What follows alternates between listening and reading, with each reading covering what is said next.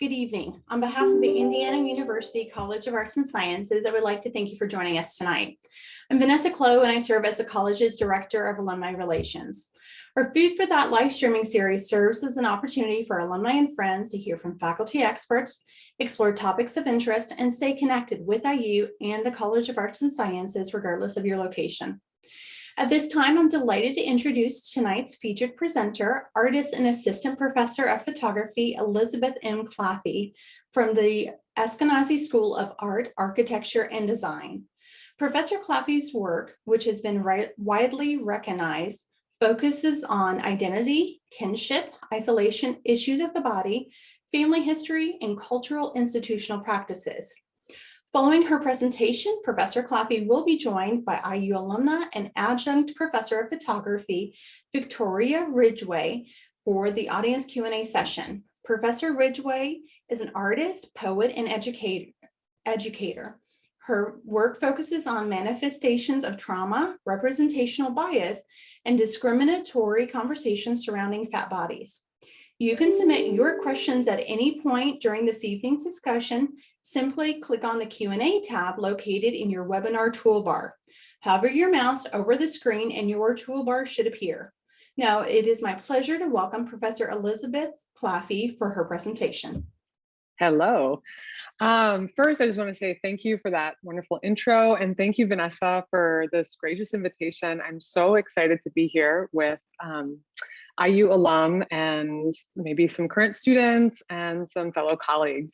And I also want to thank Victoria for agreeing to serve as a moderator for our conversation. I am going to go ahead and start my screen share, assuming everything goes smoothly. So I want to start our conversation by sharing these two images because these are very much the origin story of a trajectory and shift in my work as an artist. I started out as a photojournalist. I did a lot of documentary work. I worked for newspapers and magazines, doing editorial work, and I loved it. And I learned a tremendous amount about the craft. And I was introduced to incredible people. And then in 2008, I committed to a graduate program in fine arts, which I was really excited to do. And simultaneously, the week before my graduate program started, my mother was diagnosed with pancreatic cancer. And so this is a portrait that I made of her on the right. Shortly after her surgery, she was diagnosed and then immediately went into surgery the following week. And it was an extremely difficult time because we are deeply connected. And so we talk on a regular basis, and she was unable to communicate due to sedation and complications with the surgery. So I am everybody's biggest nightmare during a tragedy or a difficult time because I photograph it. And this picture has been a touchstone for myself, but also for my mother, who did survive and is alive and well today, although completely transformed from her experience. And then on the left is 2014, an image, the first photograph taken of me after birthing my first daughter, Margaret. And so these two things really shape my work and the way that I approach art making and why, my drive. So I want to read this quote briefly. Self-knowledge doesn't mean that you don't acquire as much knowledge as possible outside of yourself, but that inner and outer knowledge permeate and transform each other. When we view research as a story we tell, we can see that it is inseparable from our own life story. The stories we construct about others reflect the stories we construct about ourselves. A researcher's personal life and research are interactive stories. And this is a quote by Betsy Hearn, who is my mother. She was a folklorist and a professor in the library school at University of Illinois, and a storyteller and a mother and a writer and a poet. Okay, so the first body of work I'm going to share with you is medical history. And this is just to kind of create a foundation for where I've come from and where I'm taking you by the end of this conversation. So medical history is a series of unique artist books that I created while my mother was sick and shortly after, using family photographs. And this image in particular is one that I took of my mother in the hospital with a Holga camera. And this is the first book in the series. It's called American Men of Medicine. And I was really struck by the ways in which family stories were so deeply shaped by medical trends that we see throughout history. And so this first book, I actually removed some of the names of the men who were noted in this book, and I inserted my mother's story. And this is her story of hormone replacement therapy. And so I'll read just a short excerpt from this. In 1962, my mother started taking hormones to prevent pregnancy. The doctor said it was safe, and so she followed the directions and took one every day. They came in a little packet and were labeled like this: SUN, M, T, W, TH, F, SAT. She was 20 years old. And then this very short page goes on to talk about the shifts in that hormone replacement. And then, of course, when she was in 2008, when she was diagnosed, she had just been taken off hormone replacement therapy and told that it was likely the cause of cancer. And this is called Merck's Manual. This is the story of my grandfather's death. And so I became really interested in how these medical events and these stories, when they transformed from medical events to stories, familial stories, stories of birth, death, illness, and recovery, how they became a part of that kind of familial fabric and folklore, and how it helped me to understand not only my own body, but also the kind of actions, traditions, and ways of being that happened in my own family. So the loss of my grandfather to my father on Christmas when he was 11 years old had a deep impact on the father that he would become to me. And then this is another story about the loss of my grandfather. This is a family photo of my grandmother on the right and my grandfather on the left holding my father and my aunt. And then this is the last piece I'll show you from this series. And I also just want to tell you a little bit about technically how these are made. I hand work the book, so you can only open to one page, and then an image is transferred directly onto the page itself. I love that it starts to reveal text, and so that text taken out of medical context and kind of placed in the conversation with these family photographs has new meaning and transforms. So for instance, if you can see in the center of the left page, it has the number 2, and then it says the internal environment. And this is very much a story about my mother and pancreatic cancer. And then you can see my sister on the right, and that's my baby head on the left. So the ordinary and the domestic, and I will also say that this is a very brief kind of outlay of my work. There's a lot in between that really fed into all of this. So please feel free to take a look at my website if you're curious about more. I hate to leave bodies of work out because oftentimes I work with people. And so it's important to me to talk about those stories as well. But in this conversation, I'll stick to the trajectory. So the ordinary and the domestic is the first piece that I made after my daughter was born. My first daughter was born in 2014. And I, of course, was overwhelmed with the many things that came along with new motherhood. But one of the things that I observed most acutely was the pressure, not only to perform a kind of contemporary motherhood that required constant watching, but I noticed this shift from listening to watching and the ways in which technology really influenced that. So it was very popular at the time, and I believe it still is, to start buying monitors that visualized your child as opposed to a sound monitor, which was popular in previous decades, so that you could hear the baby if it cried. Now you can see the baby. And the way that these are sold, they're sold as devices that allow you to show your friends your child sleeping, but also you're able to watch constantly and make sure that they're still safe, breathing, and well. And I was really struck by this on so many levels because first, I was exhausted at the end of the day and I needed to rest my eyes, but it also interrupted my instincts because I have other ways of understanding whether or not my child is well.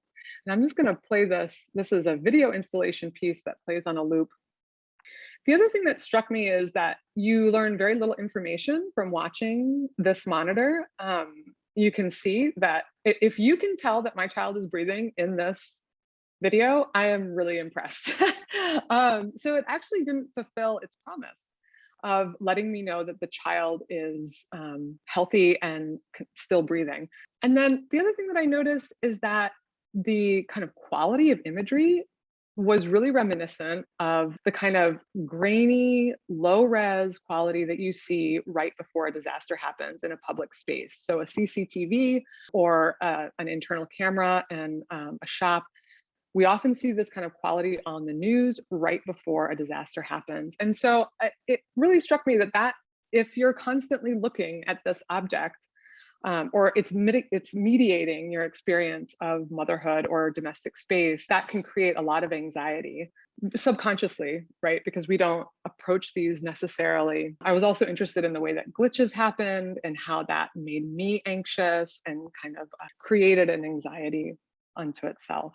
So this was really the first time I became aware of labor in a whole new way as a parent. And so this kind of expectation that I would be watching my child all the time, I really wanted to make this series, which is ongoing, in order to comment on that. And this idea of privacy, this is an invasion of privacy. So when these monitors supposedly are supposed to be, you can use these into their teens, but when does a person become autonomous, and when do they deserve their privacy? At what point do they have that right?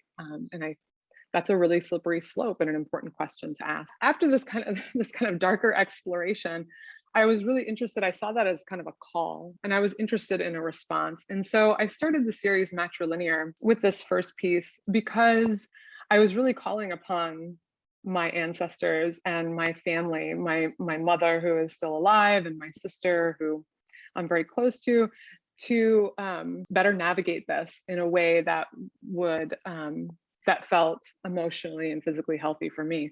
And one of the things that I was really shocked by was, after I had my daughter, I also delivered a placenta, and I was not prepared. Nobody had talked about that with me really in public. And so this is a print of my daughter's placenta, and I was so in awe of this organ that my body made. So I really wanted to honor it by making this piece. And I also thought that it became celestial at the same time. And that became a foundation, a kind of language that I could use to look at other objects that had been passed down through generations of women in my family.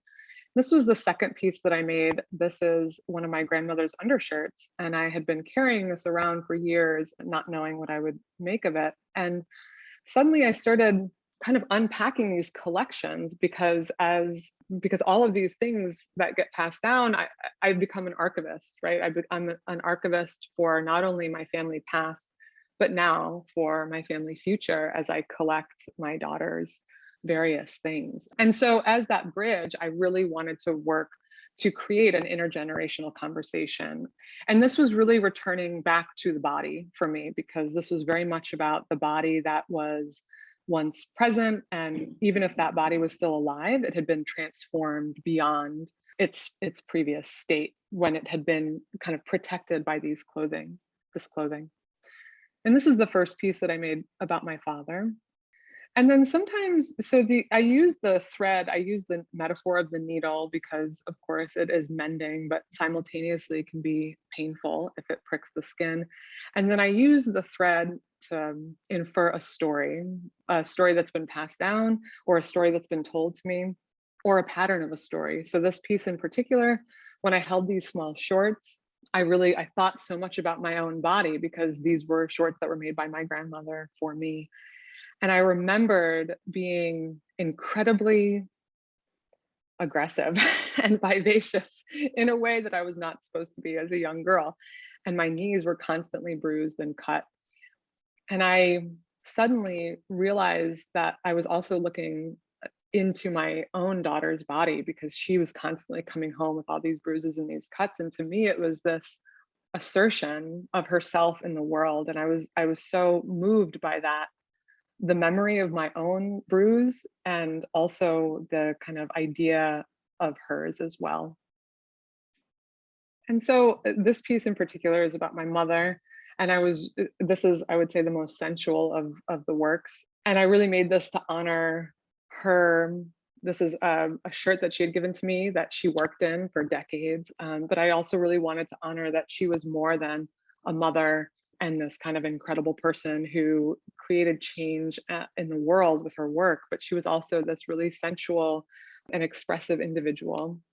And then I also started pulling, as I was going through all these clothes, I was finding little tissues that were tucked in corners and pockets. And I have a really hard time letting go of items and objects. And I thought the idea of throwing away even this disposable Kleenex that might have been the last thing that touched my grandmother's body, or, you know, in preparation of losing my mother, which will happen, I couldn't discard the item until I touched its essence in some way or captured it so that I had that with me always. And so we will see, because I still have not discarded the items. But I wanted to elevate them into this kind of portrait, because these discarded, these really mundane objects that people throw away, they hold so much. They hold our tears, they hold our mucus, and they hold oils from our fingers. And so that to me is such intimacy. And I use the oval to kind of create a portrait. I think of it very much as like a cradling space and a grave at the same time.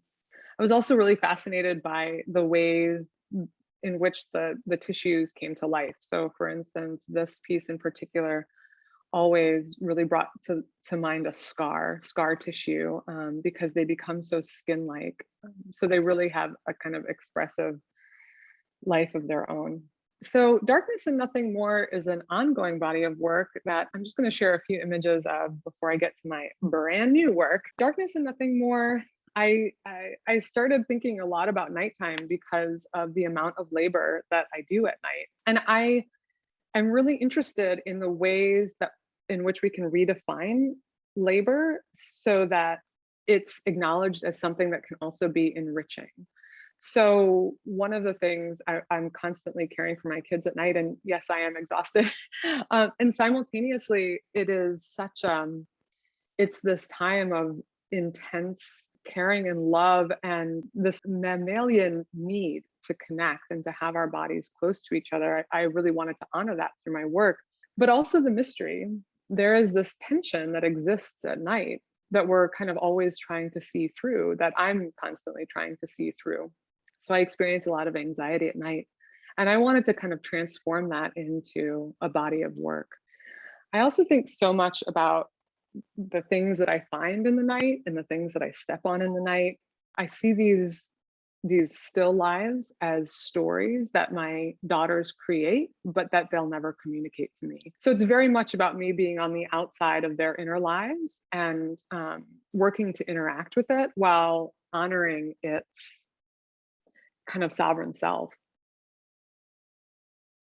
And then I also photographed my partner for the first time. I'm starting to visualize my husband, because I started to recognize that there is this kind of denial of women in their postpartum years of the sensuality and the bond that is really critical to having children, or can be really meaningful when and after having children. So I started to turn my gaze toward him in a really loving way. And this is the first time I've ever photographed him. And then I also started photographing my mother again in this way, because, you know, the ways in which we care for each other, and it is still very mutual. The care of my children and the care of my mother is intertwined so intricately that I felt that it was really important for her to be present in this work. So I am going to move on to my brand new work. And I think you'll see why I shared my early medical history work. And that's because after spending the past couple of years using my camera, I started to really feel a little bit stuck. And I was interested in returning to bookmaking and actually pushing it a little bit further. I've done some installation work before, and I have done I've made a few sculptural books before, but I wanted to take on this new challenge. And so this new project that I'm working on is called The Wealth of Nations: Labor, Visibility, and Ownership. And I'm just going to start with a quote by Katrine Markall. Adam Smith only succeeded in answering half of the fundamental question of economics. He didn't get his dinner only because the tradesmen served their own self-interest through trade. Adam Smith got his dinner because his mother made sure it was on the table every evening. So you can see on the right is a piece. This was kind of the first experimental piece in this series. And then you can also see behind me that I've been working away and that this is getting bigger, messier, and more out of control. So I chose Adam Smith's Wealth of Nations because I really wanted to challenge canonical texts, which I feel do have an impact on daily life and one's understanding of identity and empowerment. And this really came about because I needed to go home. It had been a long time since I had kind of reevaluated the direction of my work, and I literally went home alone to visit my parents. And I was reminded of my own childhood being in this house where I was surrounded by books that I always felt like I was on the outside of. I had a lot of difficulty learning to read. I struggled in school. I was never a particularly good student. And so I was always kind of fascinated by books because they were such a part of my familial heritage. Both my parents are writers. Everybody, my brother is a writer, my sister is a writer.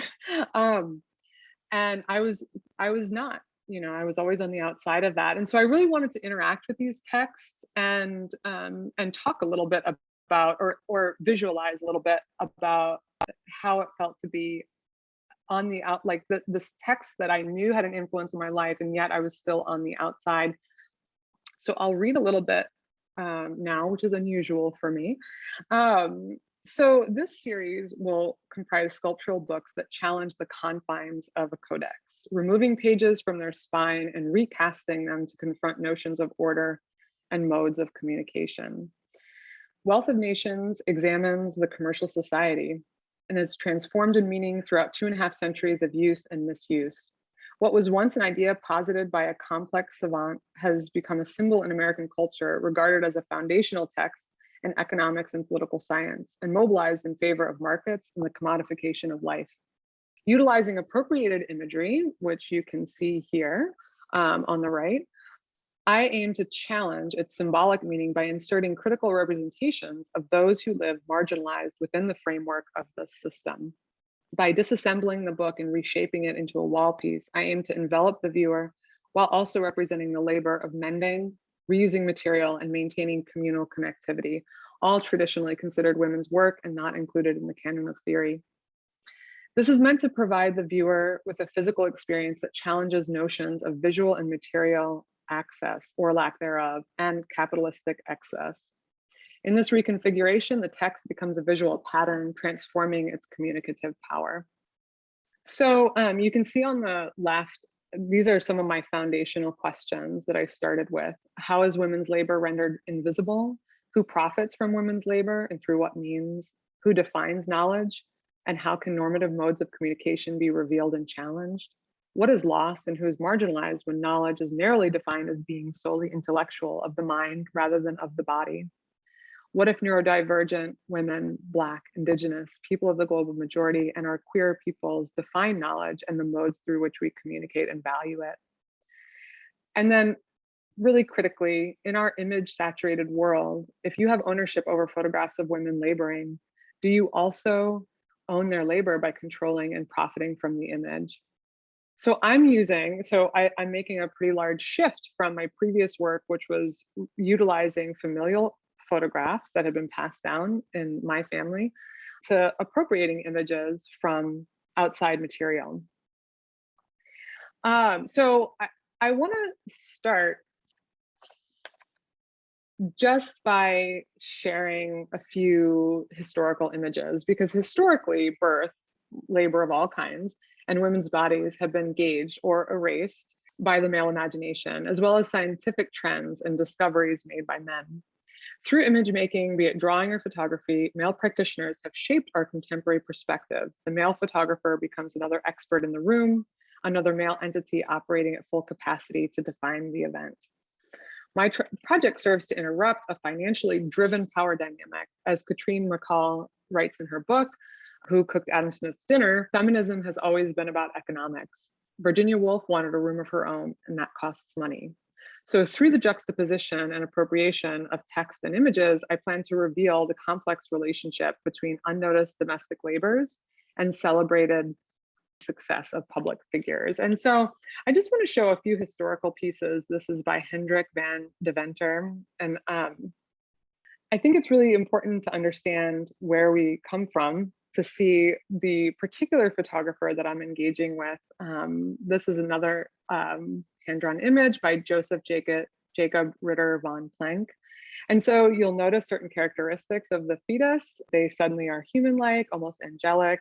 In this piece in particular, these baby angels are holding their own obstetric instruments. And in each image, the female body and the woman's labor has been erased completely. And so I just want to introduce you to Leonard Nielsen, because this is, and I know that I'm running out of time, so I'm going to move a little quickly, but Leonard Nielsen is who in particular I am kind of in conversation with photographically. Leonard Nielsen passed away a couple of years ago, but he is considered one of the foremost scientific photographers of our time. And so many of these images will be familiar to you if you have children, or if you have, seen Life magazine. These were really foundational images, and his images really transformed the fetus through his kind of subjective lens into the subject that it is today. And so you can see that there are religious and iconography kind of being called upon here. And these images have certainly been rendered. And I think that's one of the most critical things. This is one of his books called Behold Man. And each chapter, which describes a different aspect of the human body, the nervous system, things like that, goes along with the development of a fetus. And there's only 2 images of women in this book, and you can see them here on the right. And they're both very romantic, right? So that is a form of transforming love into a romantic notion and extracting the real labor that goes into it.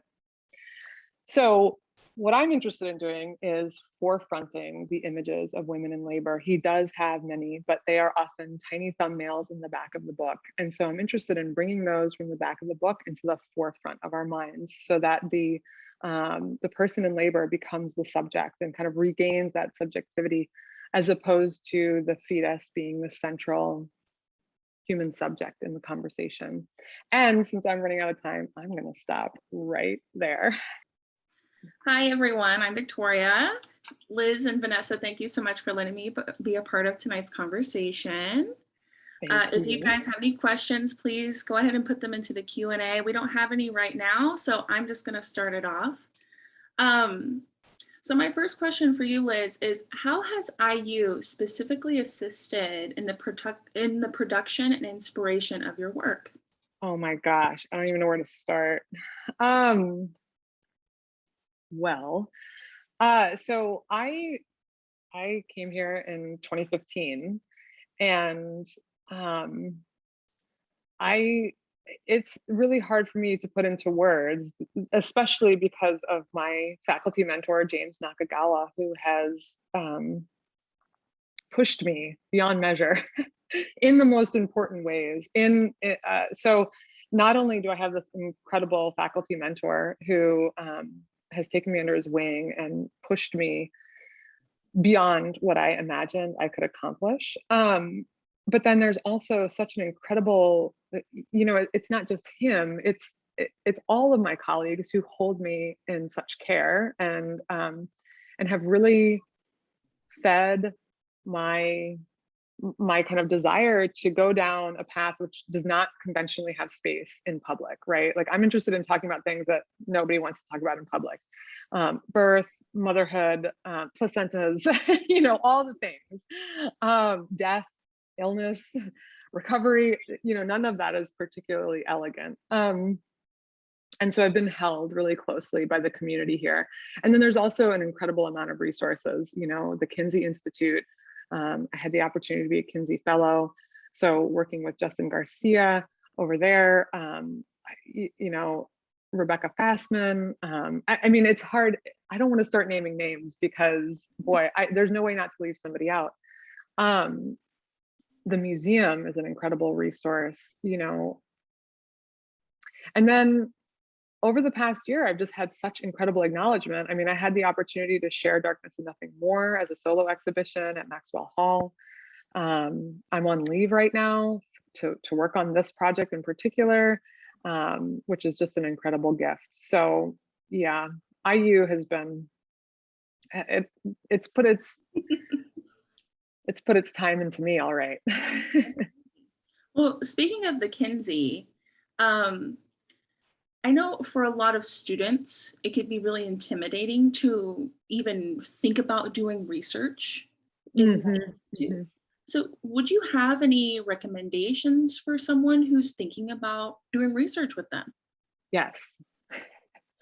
Research is about a question. And so I think if you can identify your questions, like the driving questions that you can never answer, like my work is not about answers. I'm not trying to present anybody with an answer. This is like an archival of my attempts to you know, because like, so if you can develop the right question, that self-consciousness has a way of melting a little bit, because then it becomes about the question, and then you are presenting this question to an organization or to a person, and it's just this pathway for engagement, and it is a creative process no matter what your field is. You know, like research questions are a creative endeavor, but it is intimidating. There is no such thing as a blank space, right? So like an archive is intimidating, and museums are intimidating, galleries are intimidating. My mentor gave me really good advice because I experienced a lot of intimidation going into galleries, and she just said, just focus on the work, always come back to the work. And I always joke with my students that like you eventually, like when your ego is out, we all have an ego, mine is often in the house, but like when your ego is out, you're just a secretary for your work, you're just managing it, you're just like, you don't have that self-consciousness lessens a little bit because your work is a gift and you're just managing where it ends up and like trying to connect it with the right people. So I don't know if that's the most succinct answer, because I also want to honor how hard it is and how intimidating it is to go into those spaces, yeah, so it's not that it ever goes away, but it's that you can forefront, you become so committed to the question that you just can't not do it. It's just that it can't stop you. Absolutely. All right, so then my next question is about ritual, and as an artist, we are constantly practicing it as a form of ritual. And so my first question is kind of a two-parter, but the first part would be, as a mother, what are some rituals that you want to pass down to your children? Oh my God, that is such a good question.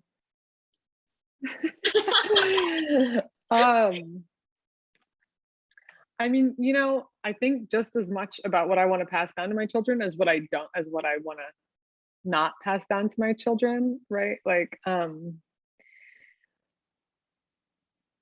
I think of my daughters as being artists unto themselves. Like the work, Darkness and Nothing More, I think it really started from like an interest in obsession. Like there is an obsession, like a mutual obsession that exists between me and my kids. And then suddenly it became a collaboration, which was a really interesting transformation. And so I guess one of the rituals that I want to pass down to them is this idea of whether it's visualizing, vocalizing, writing, I want to pass down a ritual of honoring, your own voice and like finding little ways to do that every day. And that's part of what, like, I perform my work in front of them and alongside them, partly because I don't really have a choice. I mean, like I got like 2 minutes here, 1 minute there. Like there's no like, I'm going to clear the deck and like make my work for a week, you know, that's not, and that's okay. I don't mourn that loss. You know, I mean, I look forward to it when that time comes again, but you know, my work is completely intertwined with my home life. And I'm happy with that. So I guess that's, you know, part of the ritual that I hope to pass down is that, you know, you find a way to intertwine to make sure that you remain, you know, like I remain, I am still here. I'm still here in this space. Like I have a voice and a vision, and, you know, I bring you into it. I bring my children into it. I bring my husband into it. And so that's really important. And then I also hope that they take deep breaths. Absolutely. You know, it's an important ritual that I learned late in life. I think we all need practice with that, especially with everything that's been going on over the past couple of years. Yeah, yeah. So the second part of my question, and we'll go up to the one that's that just dropped in the queue after this. As an educator, what rituals do you want to pass on to your students? I mean, I also want them to breathe deeply every day. But, you know, I don't know that it's much different. You know, like what I really hope for my students is that they keep making work, you know, and I want my students to make a little work every day, you know, and I want them to find a way to ritualize. And sometimes, you know, I think ritual, it's such a loaded term. And so we think of it as something that you do every day at the same time in the same way. But that definition doesn't work for me because it doesn't fit my personality. You know, I just don't operate that way. And so I think loosening that up a little bit and kind of like representing that to my students is really important. And just fit it in, just keep going. You just have to keep making, and also you got to develop trust. You have to like create space to quiet your mind, listen to your gut. You know, I always say hand, head, heart. Like you have to listen to what your body and your heart are trying to teach you through your hands, and your head is not getting it most of the time. So yeah. All right, so we're going to move on to the question from Meredith McKinney in the Q&A that says, your work is absolutely honest and personal. How do you relate your work to that of Sally Mann? Oh, wow. So interesting. You know, I have long admired Sally Mann. Not only because she's an exceptional artist, but also her mind. You know, she's incredible. I think that she is also like, she is so deeply connected and driven to visualize her subject. And so in that way, I strive to be that. I strive to be so present and also so exacting. And simultaneously, I see there's a lot of control in that. And I am not particularly controlling. I come from, you know, from just simply the tools that I use. Sally Mann uses an 8x10 camera. So that is like in a way, her kids are trained, you know, I mean, they're working in a way that doesn't suit my kids and doesn't really suit me. You know, I'm using a medium format camera, but it's digital and it's handheld, or I'm using a 35mm digital camera that's handheld. And I move quickly and I'm operating and reacting to a moment, which is really important to me in enjoying my work. Like I really love to be in a moment and to react to it. But I hope, what I strive for is to kind of create that same feeling of intimacy. But I also think that my work is more spontaneous. I also do not ever reveal, or have not yet at this time revealed my children's likeness. So I've never shown their face on social media or in my work, because I really feel like that belongs to them. And there will be a time when they might be able to provide consent. And I don't, I mean, there are so many different ways to navigate this really complicated question. But I didn't want to turn their likeness into my work in a way, because that just didn't quite feel right to me. And that is an ever evolving, ever changing question. And I don't know how it will be tomorrow, but up to this point, my oldest daughter just turned 7, and so she now, I think, is gaining kind of a better understanding of what that might mean. But they still see themselves so much in the work. Like when they see the photographs on the wall, they're just like, "That's me. That's this." You know, "Oh my gosh, that's my mouth." You know, and so I enjoy that kind of excitement, and I suspect that there will be a time when, you know, I start working a little bit differently. But I think that that's so much a reaction to the time that we're in. You know, I mean, Sally Mann was making work in such a different time. And she was also, you know, people often compare her to other male photographers who photograph their family and their children. But, you know, the FBI didn't go after anybody else but Sally Mann.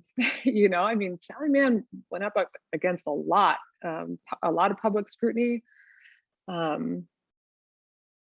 Yeah, so she was really operating a different time than I am. And I think so much of my decision was a reaction to the kind of the hyper exposure of childhood, that, you know, and after the piece about the kind of nanny cam, the baby cam, like, I don't know, I just felt like it was important to kind of keep some privacy, some separation between public and private.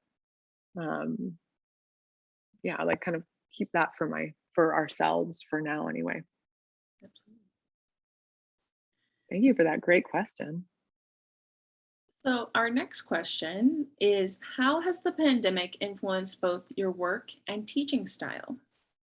Oh my God. Oh, girl, that's a big one. The pandemic, I don't even remember where it began. You know, like, where does it begin? Where does it end at this point? So because so much of my work is about my life experience, I imagine in so many ways that the pandemic will show itself in my work.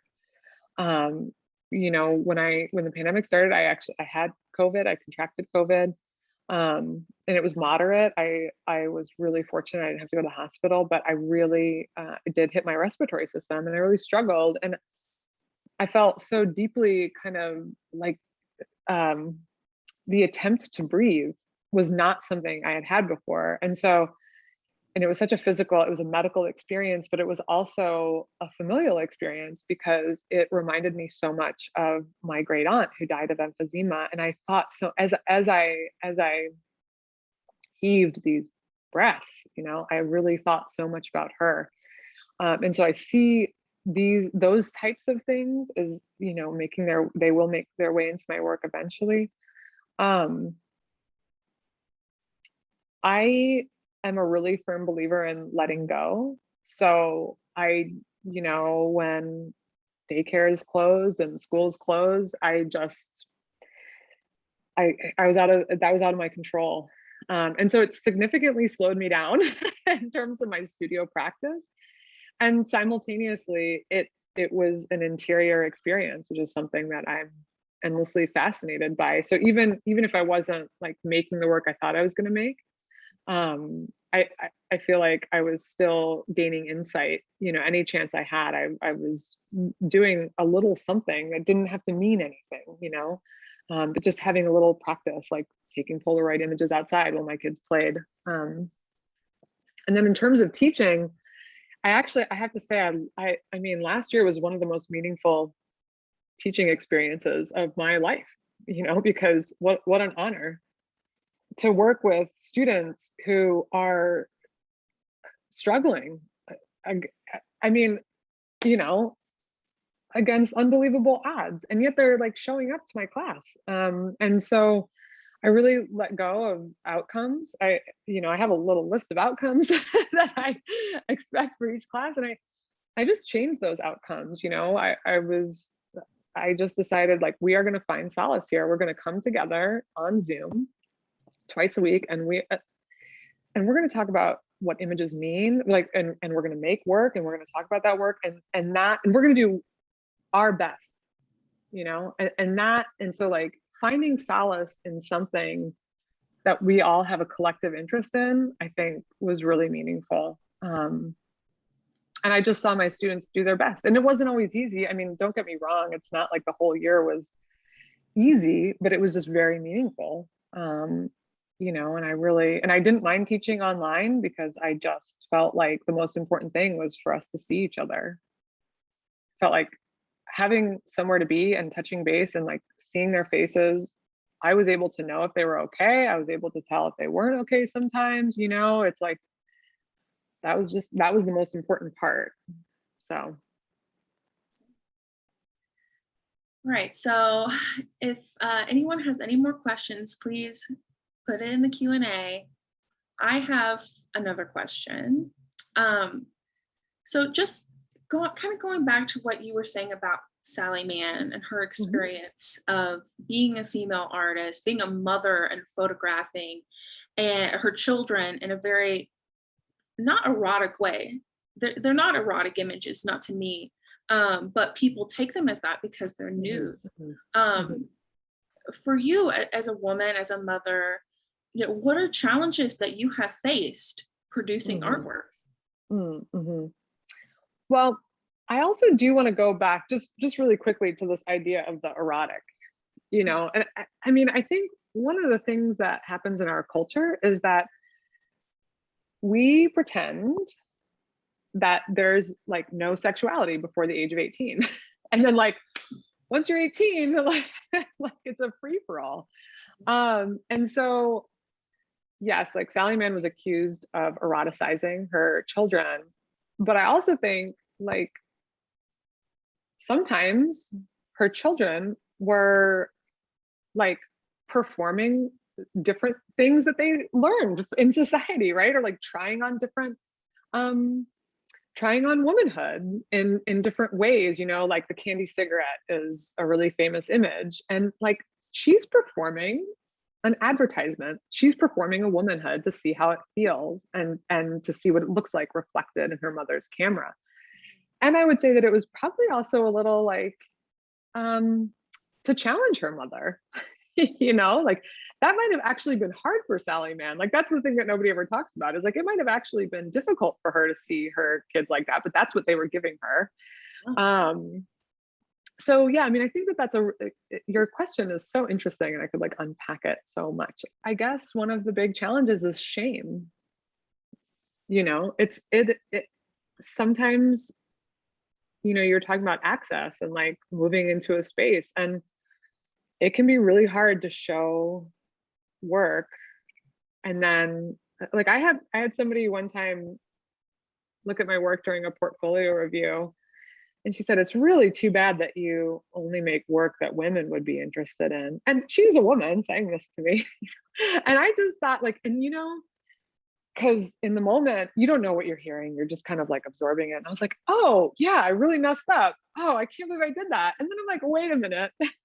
First of all, women are 54% of the population. But second of all, men are also interested in women and gender nonconforming people. I mean, like, we all need to be interested in each other's experience. And like, we need to practice seeing ourselves in other people's reflection and looking at people's work that doesn't have anything to do with our lived experience or our interests.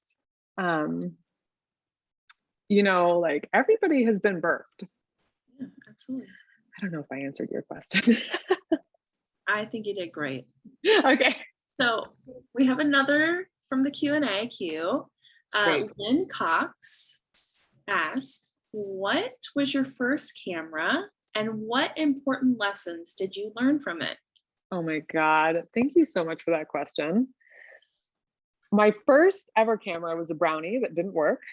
And I bought it at a garage sale. I grew up in Chicago, and every year we did like a neighborhood garage sale.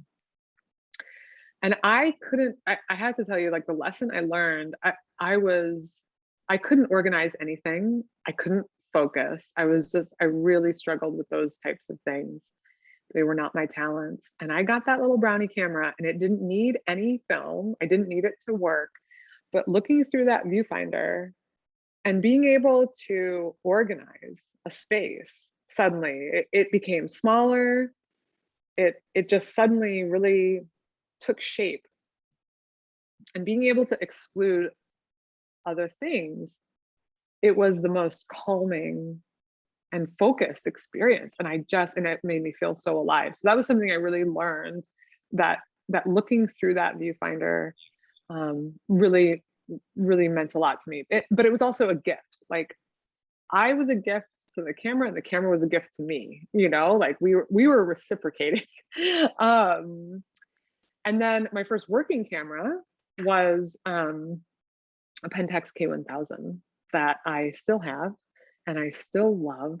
And I can't tell you how much I encourage my students, if they have not learned how to use film, because it's a film camera, to use film, because I learned how I cannot tell you how well I know the mechanics of a camera, but also of printing, how well I understand the relationship between aperture and shutter speed, because that's in my body from that camera. And so going back to that kind of beginning was, it wasn't a beginning then, it was really commonplace in the 90s, but yeah, so I really feel so grateful for my start in film.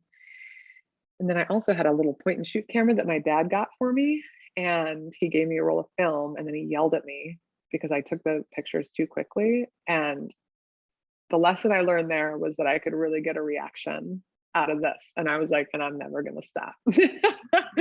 So those are 3 first cameras and 3 first camera stories. But we have time for one more question. Okay. And the question is, who inspired you?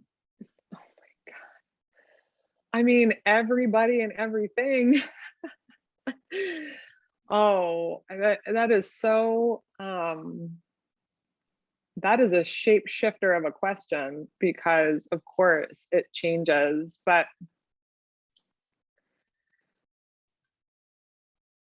it's hard. My grandmother and I didn't get along. She didn't particularly like me because of all of the qualities I've named, my excessive energy, inability to focus. But on her deathbed, she lived with us for the last 3 years of her life. And then on her deathbed, we deeply connected. I was 16 and she gave me the ring that her brother had given to her. And I wear it now, it's on my finger. And